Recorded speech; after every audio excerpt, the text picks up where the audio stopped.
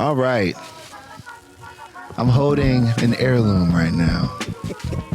I'm holding this and looking at you and just in awe. This is amazing, man. History. This is history right here. History. This is hip hop history. I'm gonna save that for the middle. Okay. Because I had a question I've been wanting to ask you. Okay. We're hip hop heads.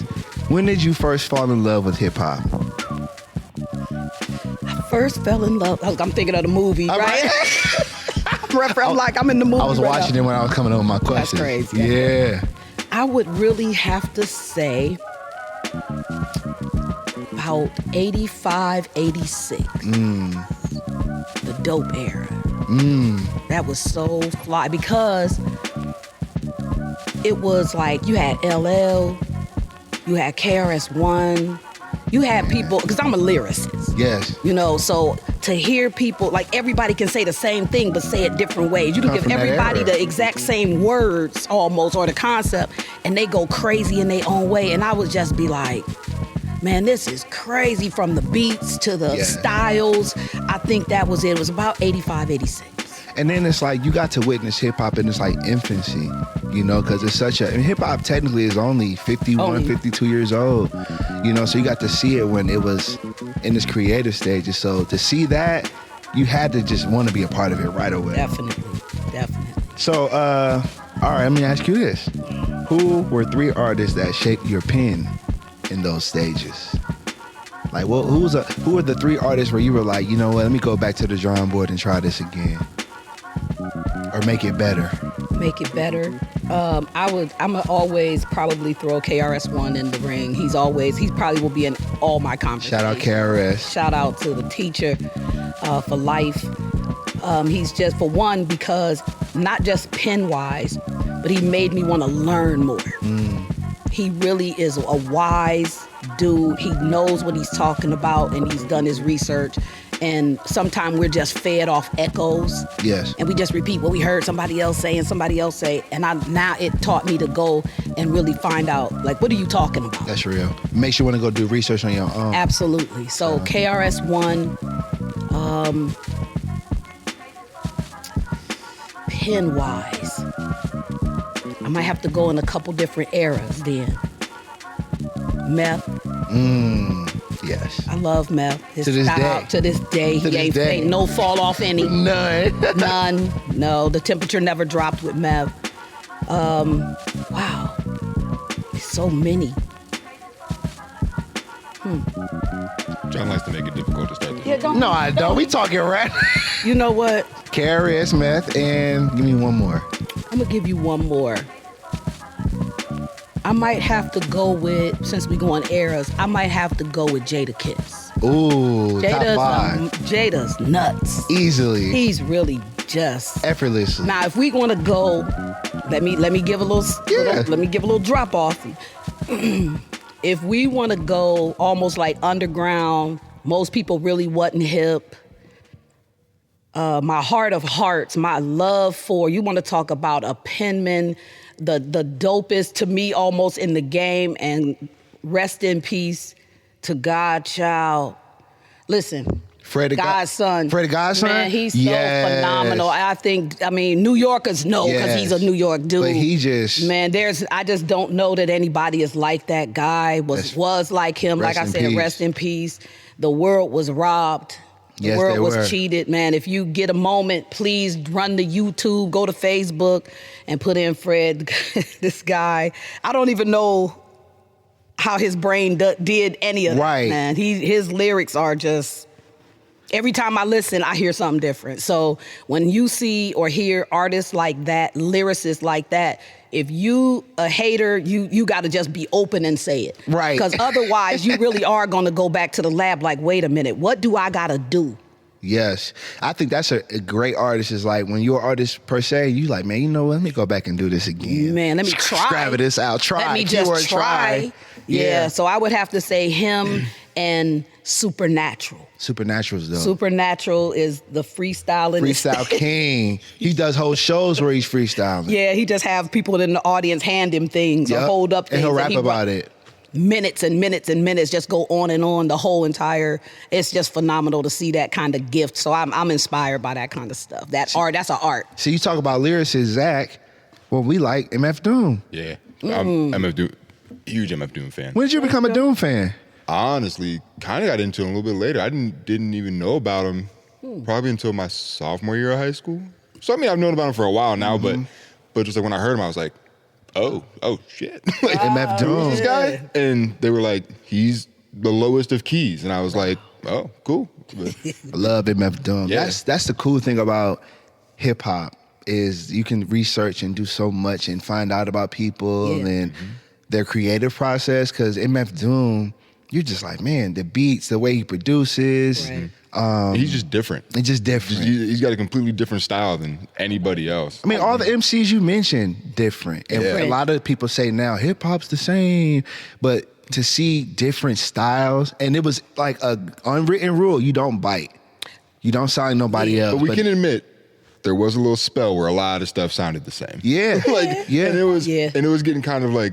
It was not like redundant. But even those artists she mentioned were imitated too.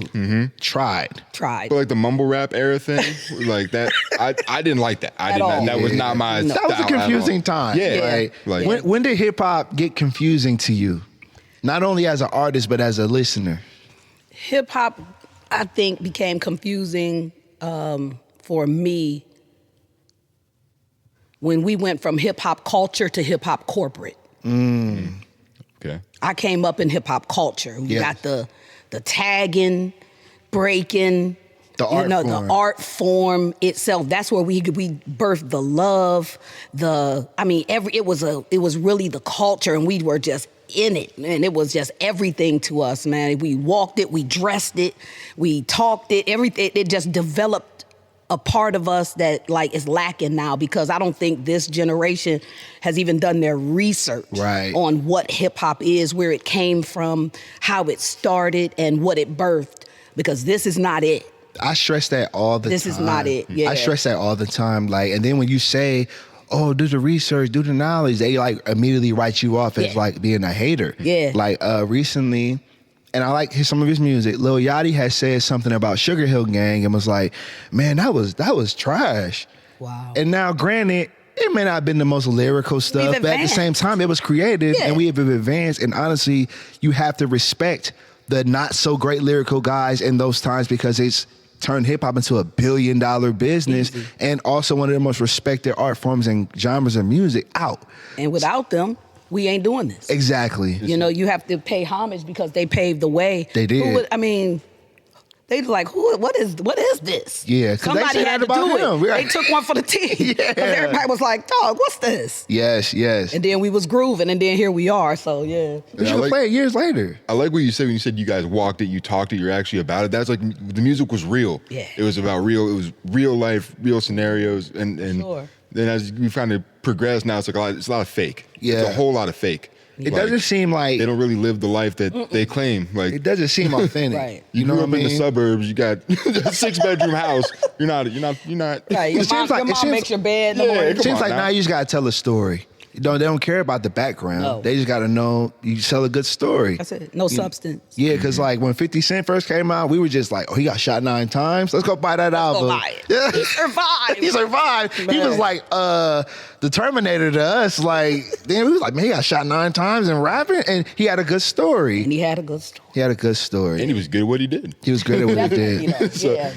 He was good. I got to ask you another difficult question since Zach is difficult. I'm not doing this to you. I'm not doing this to you. Let's go. Best hip hop producer of all time. Oh man, best hip hop producer. It is so many. All time. That's. It don't got to be all time. See what I said? Like I'm not trying to bullshit. I'm sorry, Eve. Light.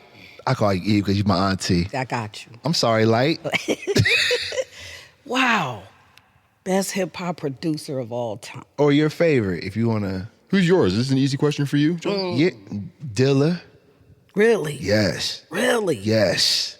Huh. Dilla. J Dilla. But like that's the first one that came to my mind. Even when I make my beats in person, I'm always like, how did he do that? But I can't do that. Because Dilla was, you know what I'm talking about, somebody that chopped Yeah, that's a very difficult one for the producers because everybody it's different from MCs because although everybody got their own lane and style,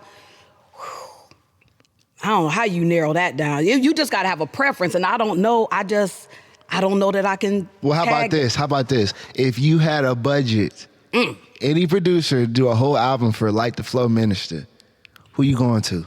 Well, first of all, God would have to perform a miracle, and we'd have to bring back budgets. The budgets too, but he'd have to bring back Shamelo Durant. Shout out to Melo, the hip hop producers in New York, the Coalition, Spider-Man.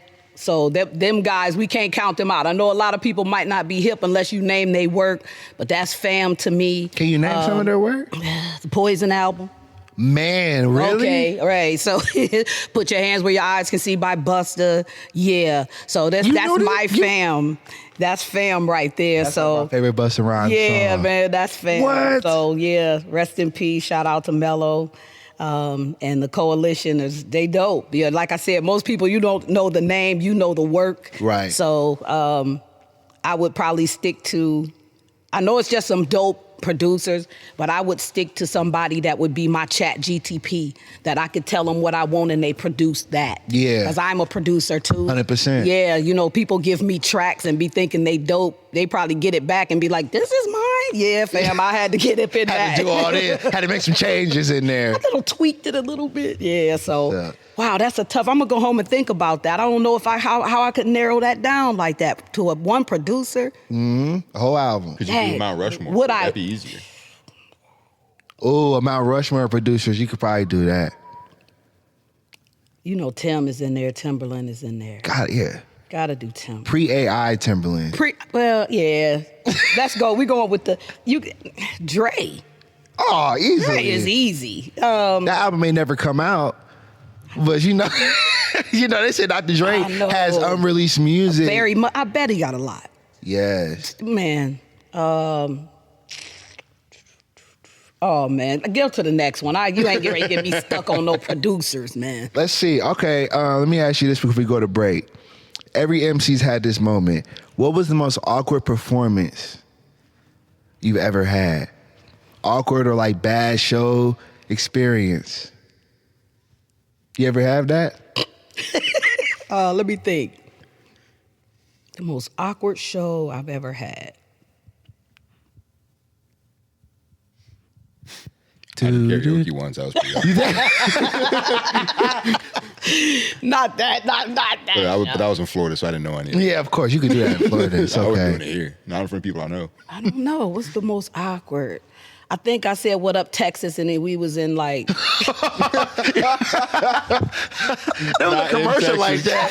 Remember that Greyhound commercial? He was like, "What up, Detroit?" He was like, "Man, we in Georgia, right? Man. We in Florida." Yeah. Whoops. You said the wrong state. Yeah, wrong play. My bad. I was just playing.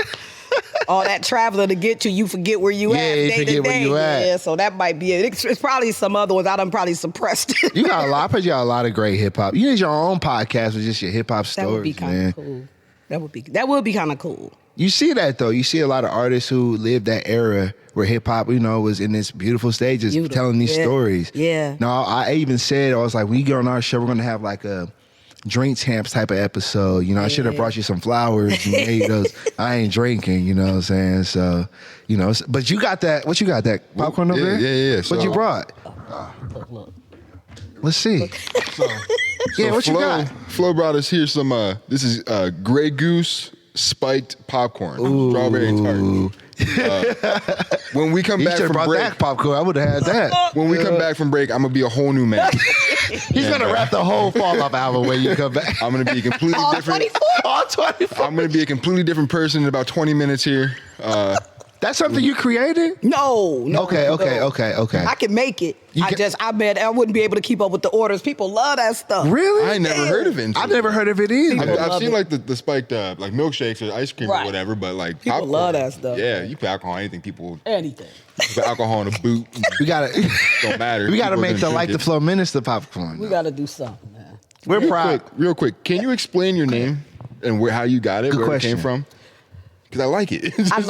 I like it too. Thank you. But even when people say my real name, like, your name's Eve. Oh, I love your name. I'd be like, thanks, I got it for my birthday. You could have. Thank you, I got it for my birthday.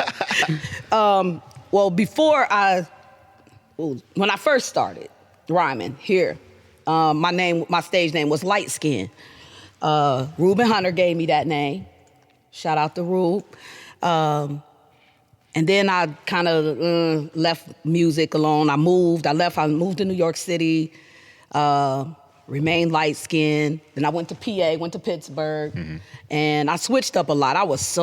People say I'm raw. I'm not raw now. I was then, and it's like, people like, yo, I still got you. I'm like, don't play that. I don't even want to hear it. That wasn't me. Yeah. Right, don't play that. I don't want to hear that. So Chuck Brown, he claims that he was I fired him after like 2 months. I'm my manager. Thank God he's still my brother. Like, we real cool. Man, he was like, yeah, she fired me after 2 months. No, I didn't, man. But we kept light, and the Flow Minista just started getting added to that because I was doing more conscious, more almost, they call it gospel hip hop. I just call it hip hop. It depends on what I'm talking about, I guess, what they label it as. So we just added the Flow Minista onto it. Okay. I think the message usually, whether it's just raw and straightforward, I teach. You know what I mean? I hope I inspire and uplift. That's the goal. Sometimes it's tough love, but nevertheless, the minister speaks.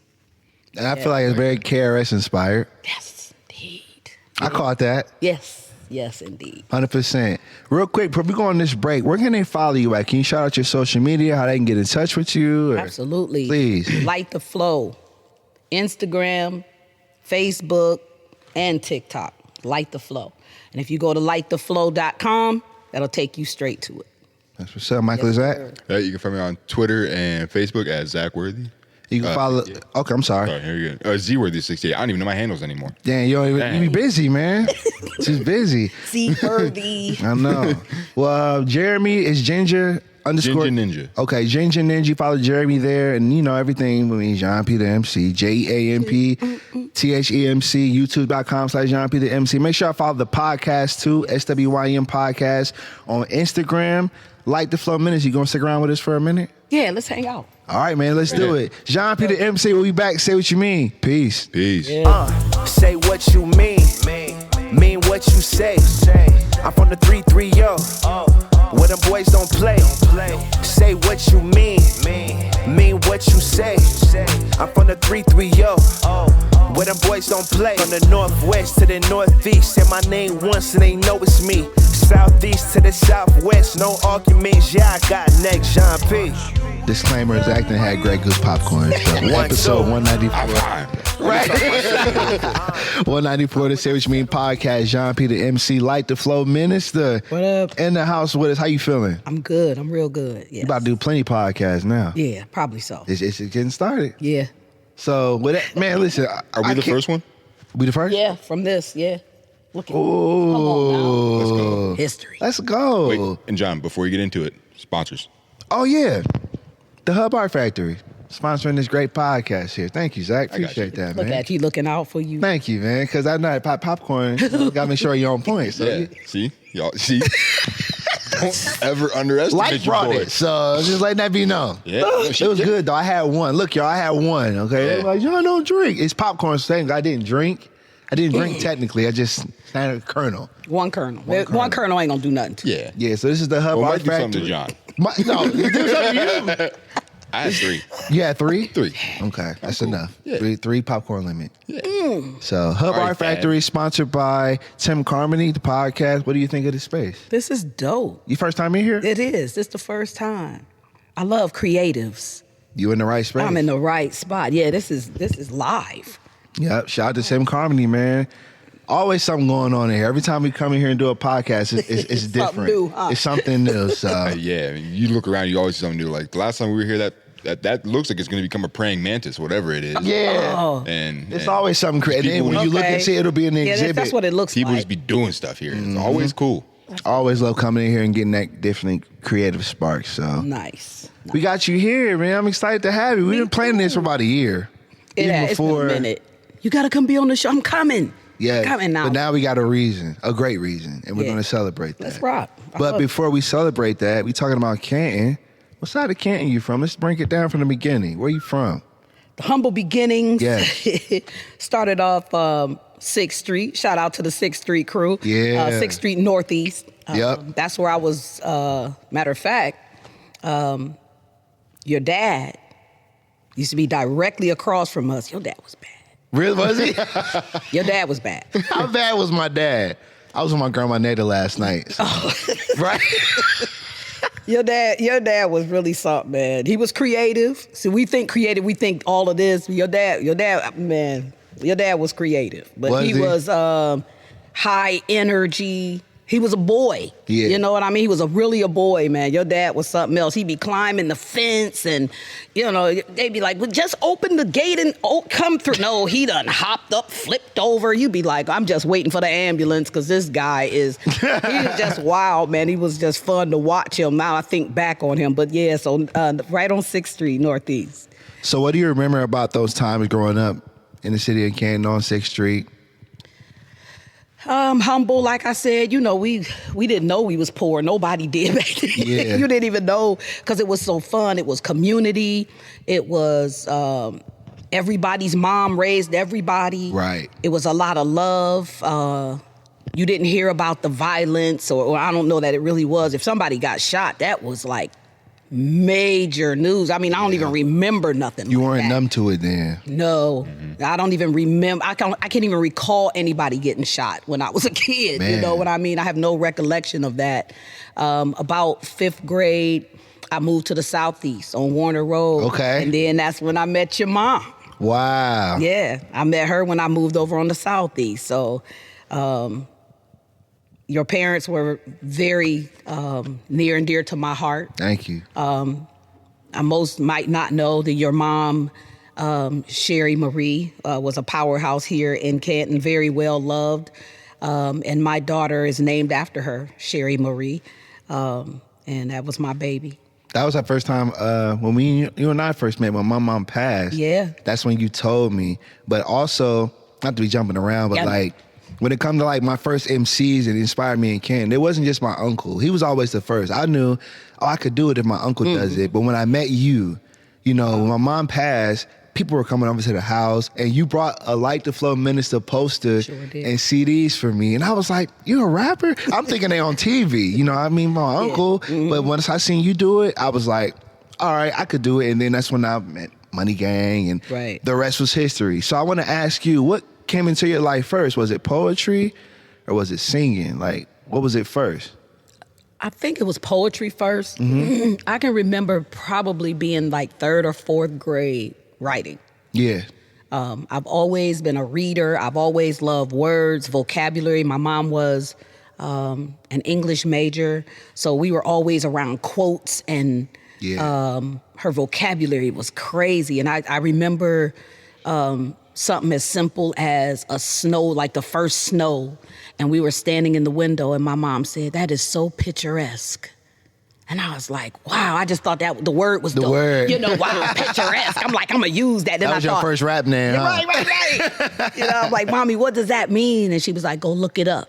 And that was what she made me do all the time. Man. She never told me what anything meant. So I looked it up and was like, it's exactly what I thought it sounded like it meant. You know what I mean? Picturesque. So her vocabulary made me want to have a broader vocabulary. And when I would write, I would use bigger words than, everybody. So that's kind of where it just started, with my love for words. That's great. As a poet and an MC, how different is your creative process between like writing poetry versus rhymes? It's very different. Rhymes, it depends on my mood. Sometimes I can hear a track and it'll spark maybe a hook first, or a melody in my head, and then I'll just start writing from there. Poetry or spoken word, it might be nothing. I might just start writing, like journaling. I might be mad. I don't know. I just might just start writing, and it just keeps going. Honestly, spoken word surprises me. All my pieces surprise me, as if somebody, like I'm watching somebody else write them. So I can't really explain that. It's just weird. I'm weird. So you performed on stages from local venues to major platforms. What performance stands out as like a defining moment in your career? Wow. It's a lot of those. One might have been Wu-Tang.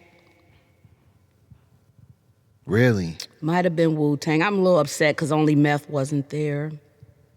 He was the only one that wasn't there. He wasn't there? No, Why? Where was he? I don't know. He didn't tell me, but I'm like, wow, God. I look back at that and like, dang, why wasn't Meth there? Wait, so you performed? We were in Connecticut. Uh-huh. It was Wu. I want to say Rube Hunter, who he was with us, me. What's our guy's name? The most beautiful. Keith Murray was there. It was Logic comedy. Oh, wild. Man. It was wild. It ended up being a very wild night. I have to tell you about that off set. It was crazy. It was like, oh man, some stuff happened that we was kind of like, okay, this is That's Keith this Murray. Is them. This is Death really Squad. them.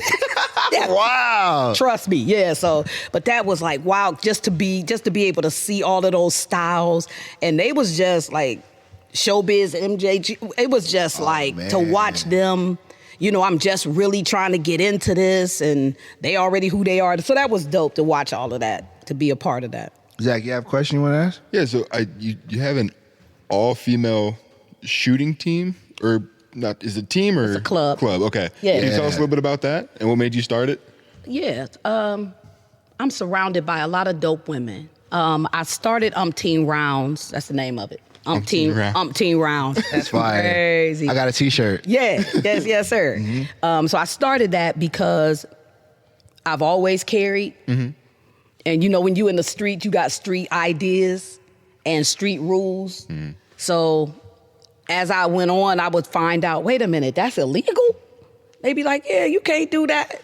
But the street people said you could. You know, you be trusting OGs that they just know what they talking about and know what they do. They can't even legally carry. Yeah. No, I ain't know. Whole time you they know, gotta you finding out all charge. kind of stuff. Yeah. Yeah, they ain't even allowed. Right. So I ain't even supposed to be. They ain't supposed to be around me. 100%. So that made me want to know the law for real. Like, come on, let's find out for real so I don't get in no real trouble. I wanted to know. Mm-hmm. And then having women, a lot of times when you're in a male-dominated sport or what field, women feel a little intimidated. Instead of being like, hey, how do I load this? They would act like they know just so they don't feel stupid instead of asking the right way. So I wanted to create a safe space for women so that they could learn. We got women that came in that they had never shot before, and then you got, you know, some that's just straight up nice.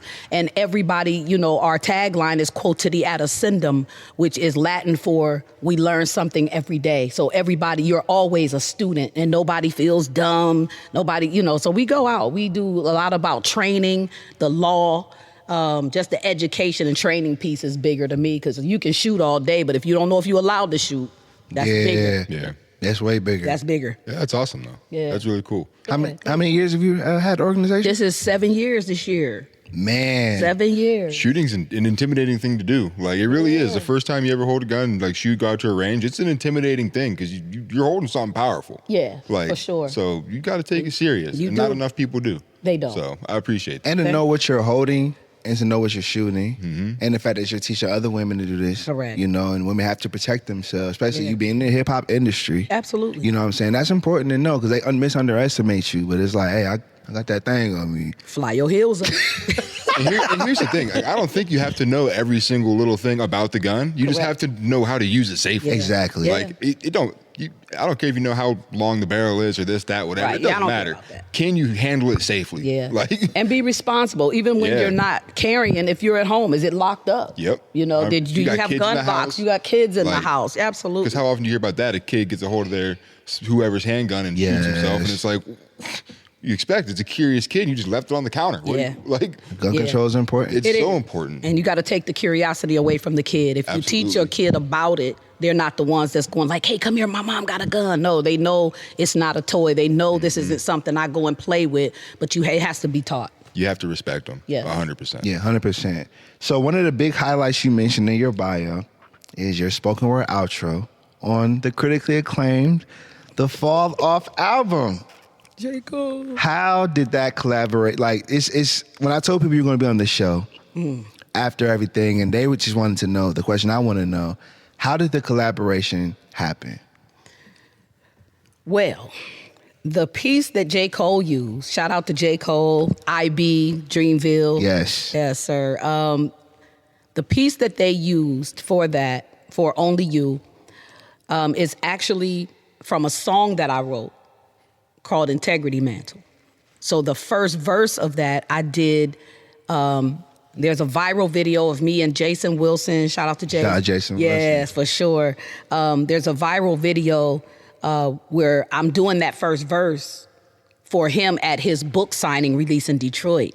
I surprised him, and I decided to do that once I got on stage just to greet him.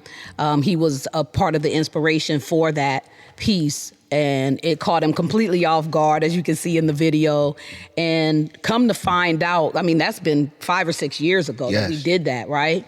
So this past year, I think it might, I don't know if it was J. Cole or Ibrahim is his manager. I don't know which one it was that reached out to Madge.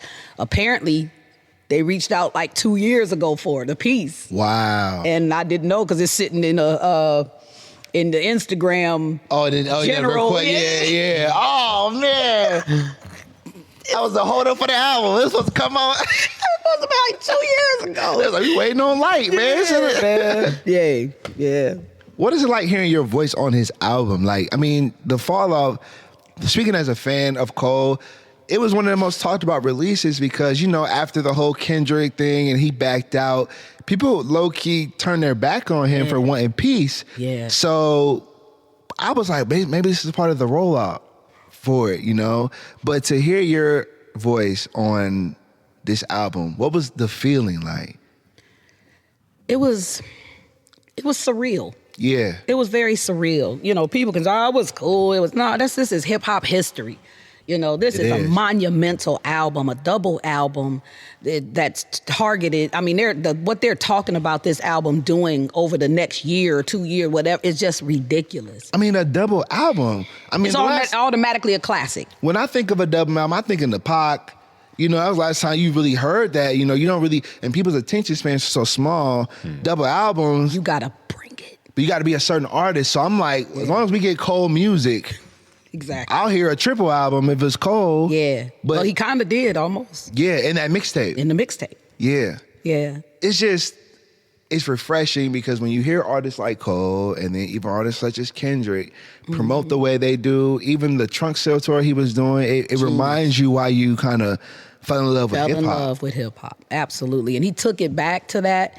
I mean, for me, just like you said, it was refreshing. Yes. This is such a refreshing experience for me because we've all, like my team, we've talked about the fact that it was J. Cole. Yes. I've always loved, I respect J. Cole. I dig him as an artist. Like, what would you have done if it would have been a different artist? It depends on the artist. I would have turned that down. Every opportunity ain't a good opportunity because I'm a brand, you know, and I didn't want that just on anybody's album just to say, oh, I'm on somebody's album. Exactly. So it's dope for me that it was Cole. Because this album is something that's going to be cemented. And there's kids now who may have never heard of prior J. Cole. This may be their first time hearing him, you know, and they're going to hear your voice on the album. Was your phone blowing up? Was they like, is that Eve? Like, is that, you know, it's like. It's still blowing up. My phone is like, it's on silent now. I just be feeling it. I'm like, oh, and this happens all the time.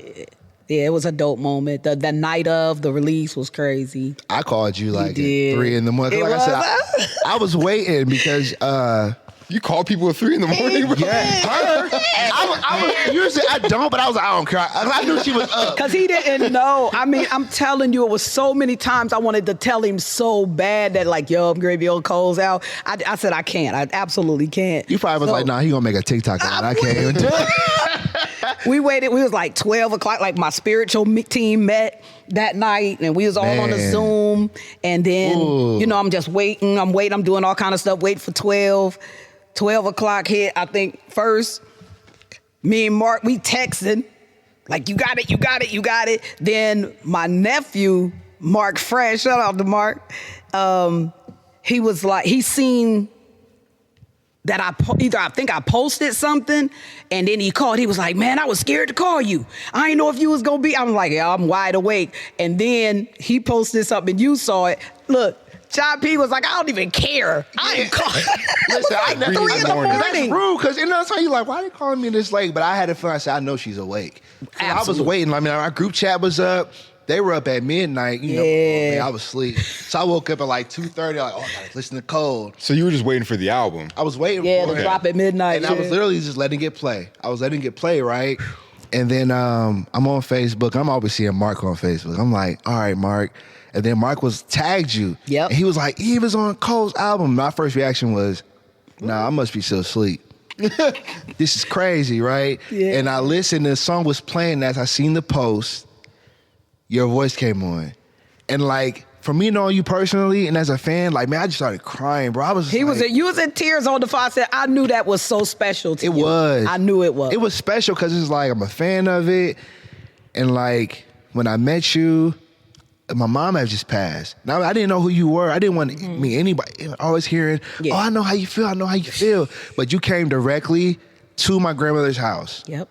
And I told you how much I like music. And when you told me you were just a rapper, I was like, oh, man. You gave me the poster. I had to keep writing. Yes, you told me keep writing. Because at that time, I knew I wanted to do that. And they was like, oh, not John, no, you go to school. You do like Sherry. Go to school. But I'm like, I want to be an MC. Yeah. So I had it right next to my Nelly poster. That's how old it is. I had it right next to my Nelly poster. Because you took a picture. Yes. And my poster is on the wall in the back. And you see Nelly right under there. Right under there. Yeah, yes. I remember that. And I'll never forget that. So the fast forward from that time, a dark time in my life, to, as a fan, 36-year-old man, hearing someone I know who I delivered mail to. And every time we saw each other, we would talk rap. Always. To hear you on Cole's album, it was surreal for me. Yeah. So I say it all the time, like, I feel proud even just holding this. Because not just because it's J. Cole, but to know that you're on this is great. How many people knew? Like, yeah, did anybody know, or were you scared to tell people? I honestly, because Cole had it on lock. It was definitely on lock. It had to be on lock. If you look at how stealth he unrolled everything, he's still doing it. It was definitely on lock. It wasn't nobody. I wasn't like, yo, guess what? I couldn't do that. Oh yeah, because when he dropped the link for the vinyl, the whole group chat was like, yep, use my credit card. Yep. And now he dropped another one with the red album and the blue. I want to buy red that. Vinyl and the blue vinyl. Yeah. Yeah. So, yeah. But no, it had to be, you had to keep that very quiet. Anybody that probably worked on it or had anything to do with it, of course, the people that I was with in that moment knew, because I was actually in New York when I got the call. Really? I was actually in New York when I got the call, and I was like, what now? Say that again? Who want to do what? Let's go. Did you have like any like skepticism? Like when you first heard it, were you like, how do I confirm this is real? Like, is this real, or no? I knew it was real. I knew it was real because they reached out. They got in touch with Jason. I think Jason was he had to speak. He had to do something at the BET Awards.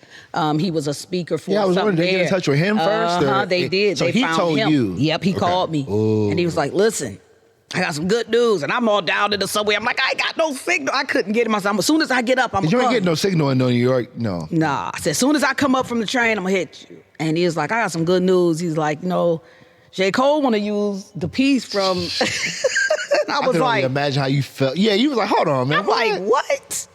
New York Air or something tripping me out. I'm like, what? It was crazy. It was like, I couldn't even process it right then. But he said, yeah, he just want to know, can he have your number? Because I don't let people get my number. I don't care who it is. And he's like, I wanted to call. And he said, I told him you probably would. Like, yeah. So it was IB. And he said, I said, yeah, give him my number. And he did. And so he did. He reached right out. I said, I'd be home Monday. He called me Tuesday. And my team had everything done from June. This was like back in June of 25. 30 days later, everything was done. Business. So it was like business-wise. It was everything was set up for the the release of it, or not the release, but the to clear it, the clearances and stuff. Yeah, so it was done. It was no time. Everything was smooth. It was dope. So did anything change for you, like personally or professionally, since you've been on this album? The drive, yeah, because I knew then that was like the momentum maybe that I needed. It opened a lot of doors. Yes. Definitely. And it put a different fire, I think, under me to just keep going and to do my stuff like I always wanted to. Yeah. And I'm just grateful that I got people around me. Like my creative team helps me. They keep me like, okay, you tripping. Or, no, that's definitely doable. Let's do that. Just to help, just to keep me on track and be like, yeah, let's go for it. Let's go hard about it. So it did. It changed a lot. And I'm glad we get ready to walk into that change right now, actually. So, yeah. You gonna go to the concert?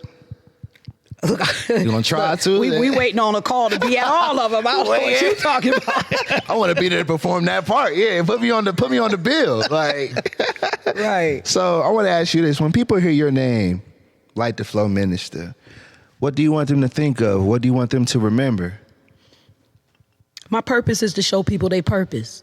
And I want people, when they hear my name, I want them to be able to connect that with something that I spoke into their life.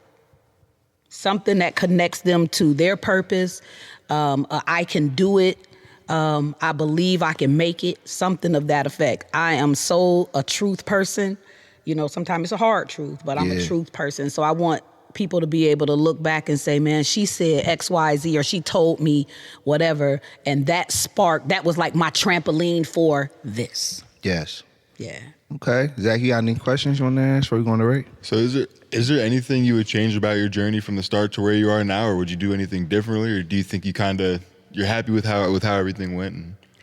I'm happy with it because I've learned to live life from the end. Okay.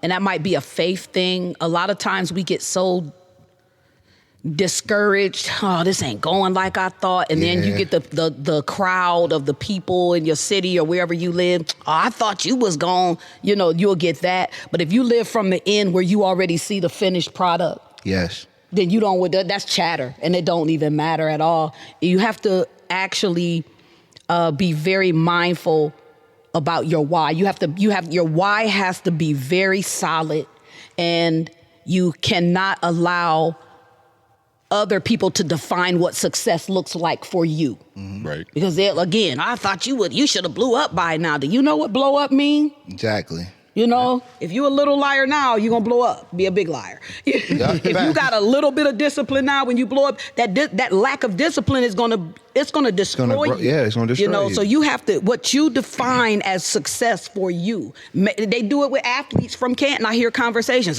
He blew it. They do what it do with you mean? They do it with Jéan P the MC. Right. You know what? He was supposed to play in the NBA or the NFL for 20 years. Yep. How do you know that his mind, his body, and his purpose wasn't to, I'm going to do this, I'm going to get my family out, and then I'm done? How do you know that wasn't his idea of success? Exactly. Because success ain't always being in the forefront. And if he did that, he was successful. I say it all the time, like, to me, success is, being able to pay my bills. Success is being able to go do what I want to do when I can. Yep. Freedom. You know, because there's some people who aren't that, who try to figure out how they're going to eat, how they're going to pay their bills. I'm not in that situation at all. You know what I'm saying? So that's success to me. Exactly. Would I like 1 million records? Yeah. Would I like a verse on a Cole album? Yeah. I would like all that. Yeah. But, you know, and that's why I'm so inspired by you, because as long as you've been in this game, your opportunity came in 2026 with this.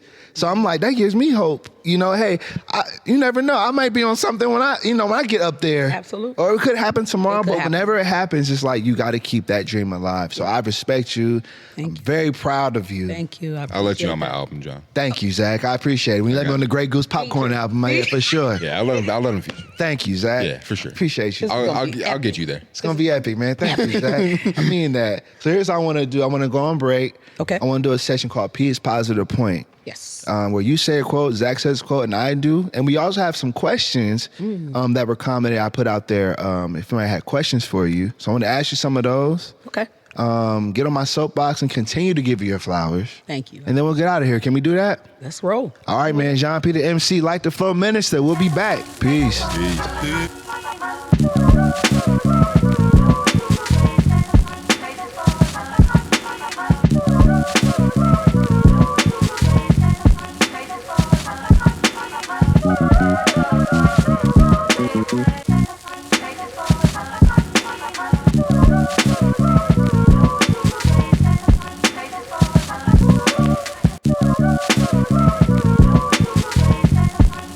Say What You Mean podcast. Jéan P the MC, Light Da Flow Minista. Yes, sir. I would hug you, but you know, it's all love. I'm so I like that. Thank you for being on the show. Oh, it's a pleasure. We've been trying to do this for a minute. I'm glad we finally got a chance to do it. Brought Zach the popcorn. Man, How's we gotta popcorn have Zach's gotta be for everything. From now on, we gotta have Zach. Yep. Hey, I'm just here. He's Happy to be here all the time. How was popcorn? Popcorn's delicious. Was it? I can't lie. Yeah, if you sat at home, you would be in trouble. That shot upper kernel I had was pretty good. That's gonna be one of those ones that like I put on top of the fridge. And I'm like, all right, I can't have this on a weeknight.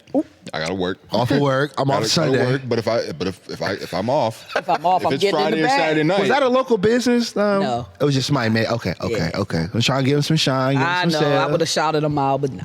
It's all good. So usually this section is peace, positive, point, but I actually had a few people who had some questions for you.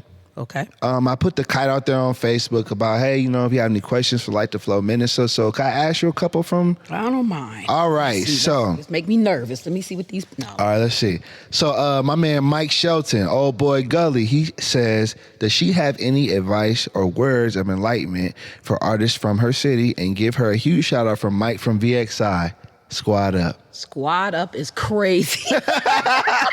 So he wants. I know him then. I know he was in my training class, and we did the whole squad up thing. Yeah, shout out Mike, man. What up, Mike? Okay. Yeah, he just wants some advice or words of enlightenment from artists for the city. You have that? Advice for any artist from my city. Kind of something that I said earlier. You have to make sure that you have your why. It has to be powerful, and you have to be like 10 toes down on why you do it. Why are you an artist? Why do you sing? Why do you dance? Why do you write?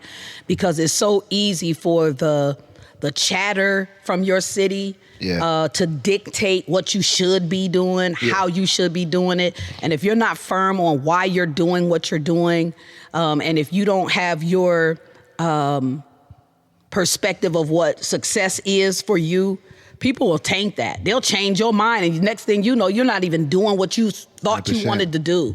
Just be true to who you are and what you want to do, and make sure it aligns. And I'm gonna throw this in real quick because it's something that just came in my head of a person in particular. There's a young lady here named Stacy. Okay. Phenomenal dancer. I love Stacy Morgan. She is so dope. I know who that is. Stacy is dope. What I love about Stacy is watching her. She is so in tune and in love with what she does. When Stacy is dancing, she is no longer with us. Yeah. Stacy is out of the building. She is just totally involved in what she's doing, in the spirit of what she's doing. And you can tell it's not just something she does. Right. You can tell that this is just, like I said, she is gone in what she's doing. And it just, every time, she inspires me, even though I dance, but not like her. You know what I mean? It inspires me to just love that much, be that engulfed in what you're doing. And if you're not, it's too easy to get swayed by other people's opinion. Whatever you're doing, you gotta love it, you gotta own it, and you just gotta let other people, kind of keep their chatter can't be that powerful to where it sways your why. I respect that. And Kyle Fonts wants to know, shout out my man Kyle Fonts. Kyle Cuzzo. When did she know she had the gift of writing and poetry? Knowing I had the gift is different from when I started. I didn't know it was a gift until I saw the reaction of the people that it touched. And if I can be honest, that probably wasn't till maybe about 20 years ago, 15 or 20 years ago, when I really understood the power of words, when I knew that I could speak into somebody's life and see change if they grabbed it. Yeah. That's when I really realized. I would probably say about 15, 20 years ago. Okay. Yeah. Imani Curtis, she says, ask her about the gift of consistency. Wow. As a creator, or a creative, that's also a visionary, it's a struggle. I don't know if it's a gift. Because for me anyway, there's a high It's almost an addiction of starting things. There's a high that comes with starting. I'm great to start this song. I'm starting this book. I'm gonna work out tomorrow. Right. And we start doing things and there's such a high that the consistency isn't there. Because we're focused on that, not realizing that consistency is birthed when you realize the power of completion. Yes. Completing things is powerful, not starting. Starting just gives us the high. You have a list of ideas all day, but you gotta just complete them. Yeah, and then your own self starts saying, we ain't working out tomorrow, because it get used to you lying. Exactly. Because if I keep telling you I'm coming on the show and I never come, when hey, I'm coming on the show, you're gonna be like, all right, yeah, she ain't coming. Yourself, you do that to yourself too. Yes. So the consistency comes, I think, I don't know, like I said, I don't know if it's a gift. Maybe it is. Some people might have it. I don't. I have to work very hard sometimes at being consistent doing what I do. That's why having a good team around you is very important. Yeah. Because you get I got another idea. And you'll go and run with that idea and forget about the other 12 things on the back burner. You have to see your stuff through. So I think it just, discipline and your creativity has to collide somewhere. Okay. I like that. And Tony Barrino didn't have a question, but he just wanted to say he was proud of you and that he loves you. I love you, Tony. Thank you so much for that. That means a lot. Those words, I'm proud of you. And because I know people that got real love, and it does mean something. I know some people could be like, I don't care about that. I do. It does mean a lot to me, because Tony is somebody that is a very close friend of my family, and he has known me since I was a very, very young girl. So for people to have seen, not just today, that's one thing, be proud. Like, I'm proud you on the album, that's dope. But for people to have seen me grow up and know where I came from, the whole process, to hear that, that's encouraging. So everyone that knows you, we're all like, man, we did long overdue, but we're so proud. Appreciate that. For the city, on behalf of the city of Canton, we're all proud of you. The ones that know, the ones that see it and don't say nothing, they know what's up. So we're rooting for you always. Appreciate and that. We're looking forward to what's next. Yes. So love that. But y'all know how we give it up, man, on this section. We try to get those questions out the way. P's positive point. Section with my favorite quotes. You guys say a quote that means something to you. I ask you. Michael, Zach, you got a quote for us? Yeah, so I'll go with, it's not over when you lose. It's over when you quit. What's that mean to you? Don't quit. I like that. He said that, don't quit. What do you mean? What do you mean? Don't quit. Cut and dry. This is simple. Yeah, Simple. Keep it simple.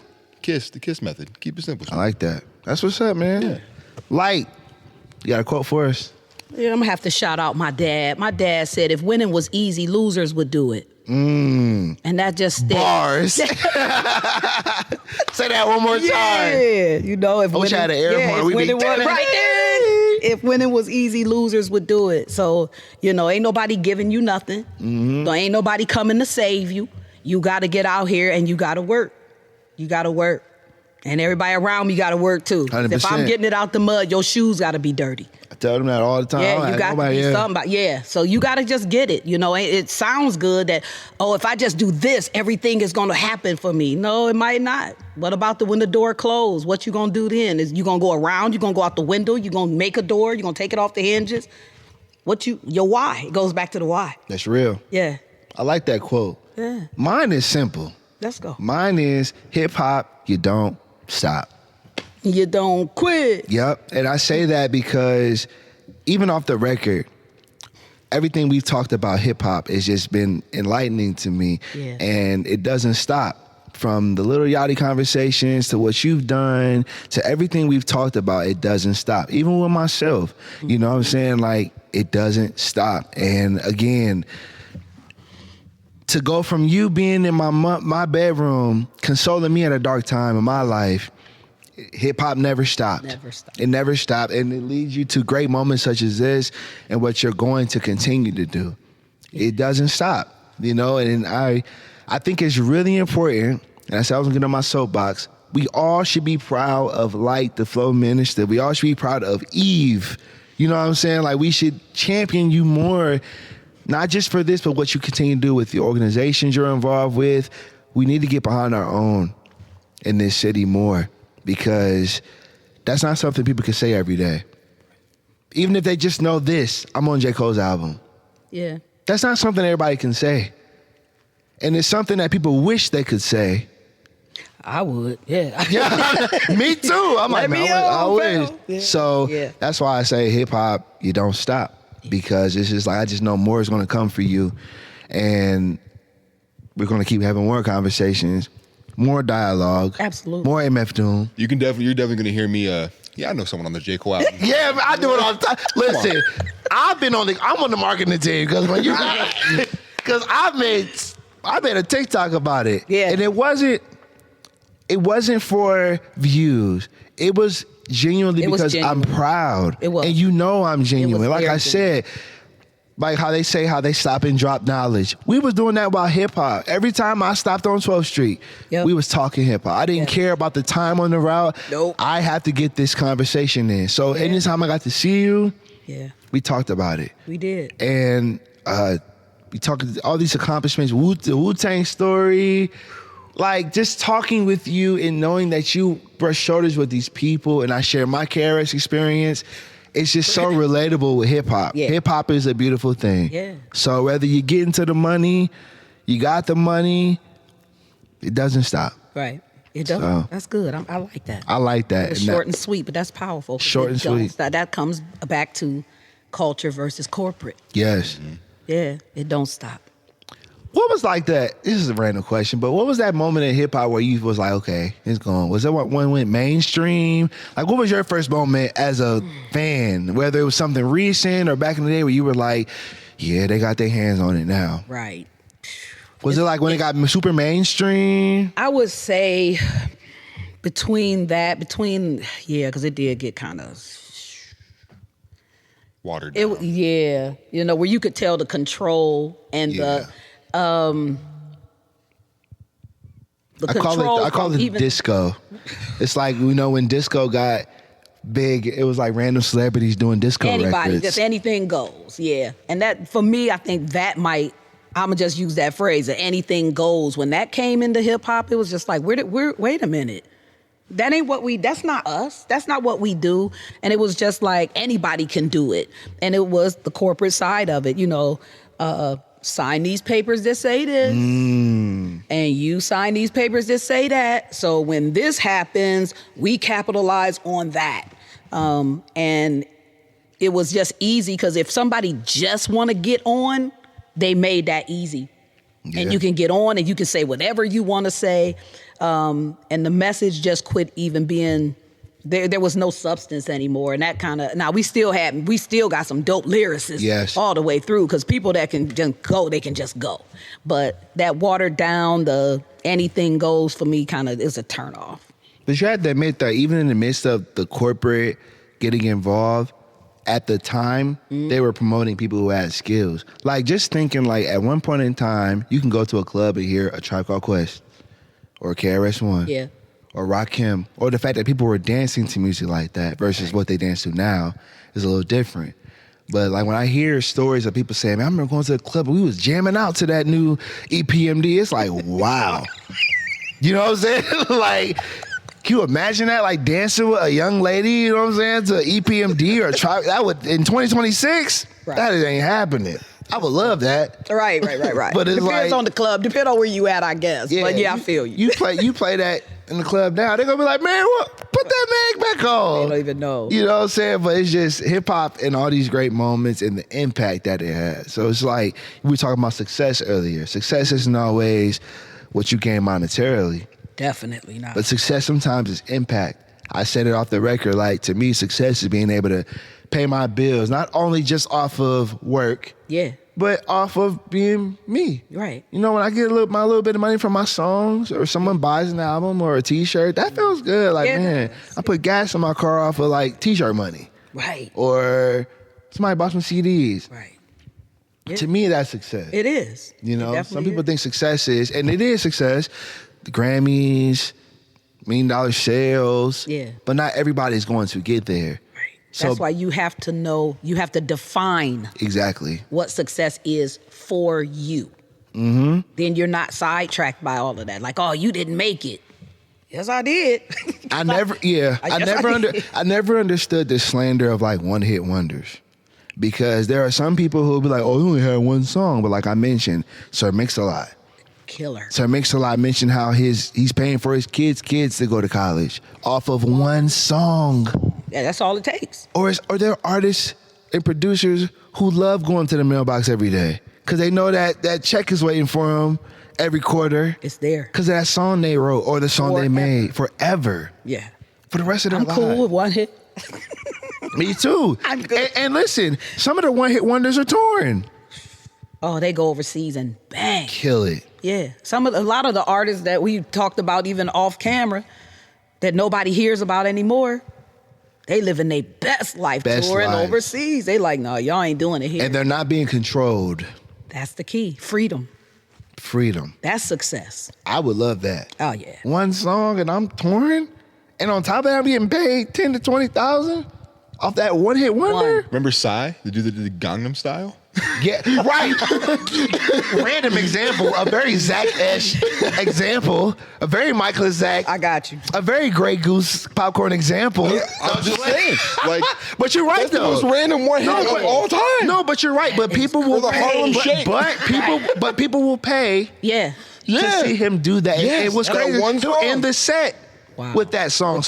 It'll be like, I don't know these other songs, but I came to see Gangnam Style. That's that one. And he gonna end it with Gangnam Style. And it's gonna be the most hype crowd you ever seen. Man, what? Yeah. Like, even when I mentioned like the hip hop artists, like Pete Rock and CL, they'll see them just to do. They don't care about none of the other songs. They just want to see When They Reminisce Over You. My God, that's all they want to see. Yeah, and it might make other people be like, they heard all the other songs, they be like, go home and be like, wait, let me look up some other stuff. You know what I mean? So you never know. That was the first CLMP song I heard, and you go back and dig in the other you're like, ones. okay, if they got this, they have to have something else. They had to, because it was so dope. Yeah. When I first heard Rhinestone Cowboy from Doom, when I first heard that, I was like, oh man, I gotta go back. And it led me to when he was in KMD. I think my favorite Doom, Books of War. Yes. Like no one talk, like you don't. It's not on anything. I can only find it on YouTube. It's the only place I can find it. But I love it. But the fact that he passed away and his legacy is so strong. Yeah. His children, his wife. Yeah. They're living off of this, and that's what you want even when you're dead and gone. It's like, hey, I'm not here, but these songs I made, generational wealth. Generational. Nobody wealth. can take that from you. Mm-hmm. Nope. Nobody can take it. Yeah. So that's why hip hop, you don't stop. Any last shout outs before we get out of here? You got any shout outs for us? J. Cole. Want to shout out Dreamville? You know Yeah, I did. I'm always shout out. I'm going to shout him out too. Yeah, absolutely. Again, like I said, I'm just grateful. J. Cole, IB, Dreamville team, just for, allowing me to put my DNA on a classic historical album or masterpiece such as this, just to be able to have that contribution. With Burna Boy. With Burna Boy? What? Playing, fam. Come on, man. Yes, so sir. where he's from, they're hearing your voice too. Yeah, absolutely. The world is hearing your voice. Yeah, I get a lot of nice shout outs from South Africa, from Africa. My Instagram, I did the screenshots with the music. I'm gonna have to send that to you. And it's about, one of them is like 9 minutes long of just comments, and it's pretty dope. Somebody tried to analyze, and somebody commented on one of the pictures I shared. They was like trying to analyze your piece, and I was like, that's crazy. Yeah, we follow a lot of people on YouTube that's doing that. They're doing the reviews of and breakdowns. Yeah, so that's been really kind of cool to watch and listen to them. And but yeah, it's just dope. So shout out to their team. The 3 miracles God allowed me to assist him with, Calvin, Sherry, and Tobias, my kids. Shout out to them. Yeah, big shout out to them because... What up, Sherry? I know, right? They've been at this longer than everybody. They was young and I was on the road. They didn't need shoestrings and I was gone. I made sure I was a mom. 100%. And I would go out and I'd go on the road and I'd come back. It even got to a point when they start getting a little older, when they was like, can you come and do this show? If you can fly me back in the morning, man, before they get up. Because I got to still be mom, though. You know what I mean? And I never allow any of this to overshadow them and what they needed. They will never resent my career because I never put any of this before them. Man. None of them, they were never neglected. They were never put on the side because I had to do this. This would always come second. And so shout out to them. Shout out every team. I have a local team for everything, and I have a national team for everything. Shout out to the Mezzo agency in Atlanta. Tammy, they handle my business so well. They just so dope. Jason, Vidier, thank y'all. It's everybody that's helping me move that pen, keep my mind clear. When I start getting sidetracked, right now I deal with all this stuff is happening. I'm excited, and I think, dang, my brothers ain't here. Man. My sister ain't here. Like, I done lost like 4 siblings that was my biggest cheerleaders, man. And I'd be like, man, y'all supposed to ride this with me, and people forget about that. They forget about the emotional part of this. This has been the roughest 30 days probably in a long time because it's work, it's deadlines, it's human, and you have to find a way to make all of this fit and make it work. And you got out what you put in. You get, absolutely. So having the people around you is important. It's not just, these are my friends. No, you need people that's going to say that is absolutely ridiculous. No new friends, y'all. The price went up, all right? So no new friends. The price went up. Yeah, man. So, Michael, you got any shout outs? Yeah, well, shout out to Hub for obviously hosting us every time we're here, man. Shout out to the Hub. Such a great space. Light, shout out to you for showing up and showing out for us. Thank you so much. And shout out to Spiked Popcorn. Yeah, we gotta find that business and shout them out. It's on the bag. It is. You already put the number in your phone. He found it. It's on the bag. Yeah, celebrate. SpikedPopcorn.com. Michael Zach wants to sponsor. Okay, if you're watching this, go ahead and sponsor. That's crazy. I will come on the pod hammed off your popcorn, and it'll be the best thing you ever seen. Shout out to Spike Popcorn. Shout out to Michael Zach. Shout out to Ginger Ninja. Shout out to Chase. Shout out my man Mark in the house with us, man. What's up? Yes, sir. Shout out to you, Light. It's you deep with us, man. So you already know. You already know. Can't wait to come back, and we gonna get to run this back in a minute. I got something real crazy getting ready to happen. I'm excited. You always want to welcome to come back, man. So we gonna roll that out, and we gonna ride. Yes, we gonna ride. Shout out to Light Da Flow Minista. Shout out to everyone that's been watching the podcast, man. 194 episodes. Okay. So we're gonna go for that 200 more. 200. Yep. What'd you say, Zach? So we're sneaking up on 200. Yes. Yeah, I don't know what we're gonna do, but we'll figure it out. We're gonna figure it out. We gotta do something good for 200. Oh yeah. I've been brainstorming. We gotta do it maybe. Yeah, well, never mind. We brainstorming. We going with something for our 200. But yeah, man, that's an accomplishment in itself. So we're almost there. Maybe you should do snippets of all your people or your favorites. I got an idea. We've been talking about some things. Cool. We want to go out for our 200. That's big, man, because we're going to space. With this, what'd you say? We're doing it from space. And we'll have popcorn. We'll have spiked popcorn. We'll have spiked popcorn. We'll all be married. Yep. We might have Light do the poem for us, but we can't afford her price, so she might, her team might be like, hey, you gotta pay a little more. You can't give us at least 10% off. Right. Come on. Just say 7 words on it. You know what I'm saying? You say 7 words. 7 words. That's our thing, baby. We're paying to go to space. Give us a break here. Like, come on, give us. Shout out to y'all, man, because I'm just happy, man. We're almost at 200 episodes. Follow us, SWYM Podcast on Instagram. Please subscribe.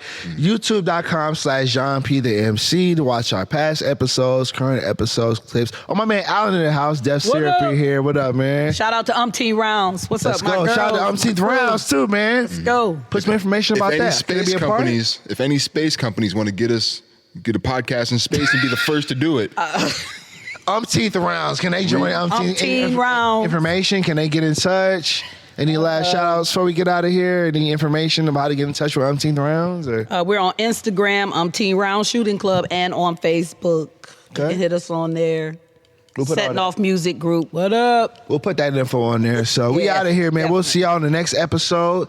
Jéan P the MC, Michael Zach, Light Da Flow Minista. We out of here. Peace. Say what you mean what you say. I'm from the 330, where them boys don't play. Say what you mean what you say.